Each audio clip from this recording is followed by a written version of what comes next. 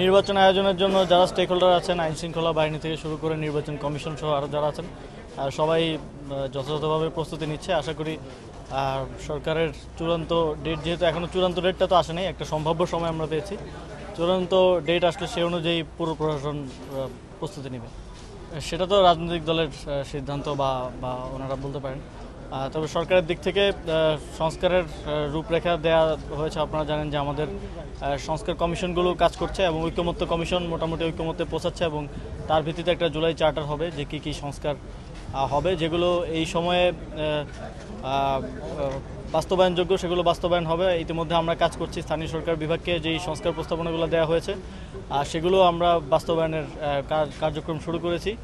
কিছুদিনের মধ্যেই আপনারা হয়তো রেজাল্ট দেখতে পাবেন এবং অন্যান্য যেগুলো সরকারি আদেশে বাস্তবায়ন সম্ভব সেগুলো বাস্তবায়ন হচ্ছে এবং সংবিধান সহ যে বিষয়গুলো আরেকটু জটিল সেগুলো নিয়েও একটা চার্টারের মাধ্যমে একটা ইয়াতে আসা হবে, একটা সমঝোতায় আসা হবে এবং সেই অনুরূপভাবেই পরবর্তী যে কোনো সরকার সেটা বাস্তবায়ন করতে বাধ্য থাকবে এবং বিচারের কার্যক্রমও চলমান আছে।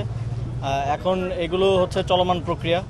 বিচার তো আপনারা জানেন যে একটা মোটামুটি একটু দীর্ঘমেয়াদী প্রক্রিয়া, তবে অন্তর্বর্তীকালীন সরকার তার সময়কালে উল্লেখযোগ্য এবং দৃশ্যমান বিচার বাস্তবায়ন করে দিয়ে যেতে চায়। আমাদের আন্তর্জাতিক অপরাধ ট্রাইব্যুনাল কাজ করছে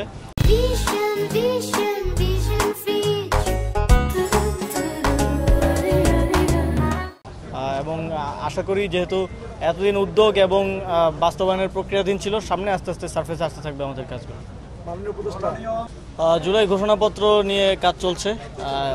ইতিমধ্যে আপনারা জানেন যে ইতিপূর্বে রাজনৈতিক দলগুলো থেকে প্রস্তাবনা নেওয়া হয়েছিল এবং ওনারা বিভিন্ন ওনাদের মতো করে ঘোষণাপত্রের কপি সরকারকে দিয়েছে এবং এখন আবার কার্যক্রম চলমান আছে।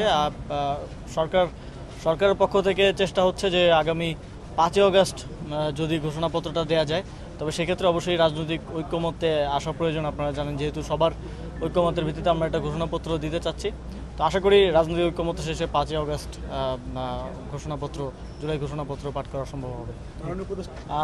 এ বিষয়ে কিছু কথা আমার কেন এসেছে এবং আমি আইন মন্ত্রণালয়ের সাথে এই বিষয়ে কথা বলবো যে যদি কোনো নিয়মের ব্যত্যয় করে কিংবা দুর্নীতি করে কাউকে জামিন দেওয়া হয় এবং এই বিষয়গুলোতে আইন মন্ত্রণালয় তাদের নিয়ম অনুযায়ী ব্যবস্থা নেবে আশা করি।